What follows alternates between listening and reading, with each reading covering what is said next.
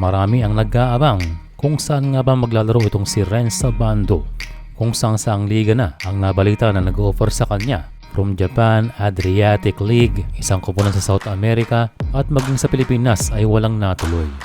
Maaari siguro na naghihintay si Renz Abando ng best opportunity at dahil sa matagal na siya ay nasa bakasyon, kung sakaling siya i-offeran muli ng isang KBL team, siguradong siya ay makikipag-negotiate. Well, sa totoo lang ay hindi pa sakop ang 5-year ban itong si Abando sa KBL dahil after 2 years na siya ay umalis sa isang KBL team ay pwede siyang bumalik dito. At ang natatanging team na ito ay ang dating anyang KGC na JKJ Red Boosters at pwede siyang maglaro dito next season. Pero sa ngayon ay walang kasiguraduhan dahil depende pa rin sa JKJ kung ibabalik nila si Renz. At depende rin sa naka-lineup ngayon na Asian quota player at yun ay si Javi Gomez de Leano. Pero sa ngayon ay walang kasiguraduhan dahil posibleng ma-retain itong si Javi at nang dahil na rin sa kanyang performance. Ayon sa artikulo ng kilalang Jump Ball Korea ay kung sino nga ba ang pipiliin ng Gyeongkwangjang Red Boosters para sa next season at yun ba daw ay si Gomez o si Abando.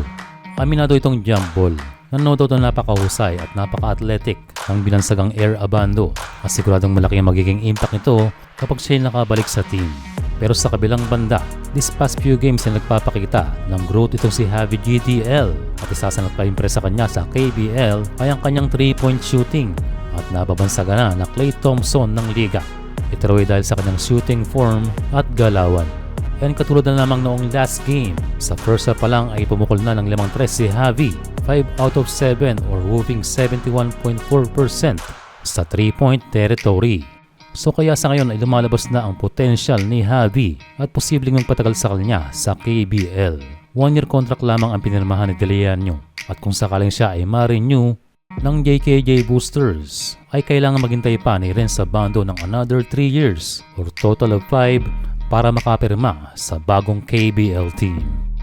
So KBL-wise ay delikado na hindi makapirma itong si Renz Abando next season sa KBL. Pero kung sakaling ma-extend itong si Javi ay siguradong hindi magdaramdam itong si Abando dahil deserve naman yon ng kanyang kababayan. Kaya mas mainam talaga na kung sakaling magkaroon ng bagong opportunity or offer ay grab na ni Air Abando. Maraming teams sa Japan and syempre naandyan ang PBA. Kung tatanong daw ang Jump Ball Korea in terms of stability ay best choice si Javi Gomez de Leano. And kung sino man ang piliin ng JKJ sa dalawa ay malaki ay makitutulong sa team. Basta ngayon na 1 year lamang ang pinirmahan ni Javi ay maaari itong bumalik next season dahil bitin ang 1 taon.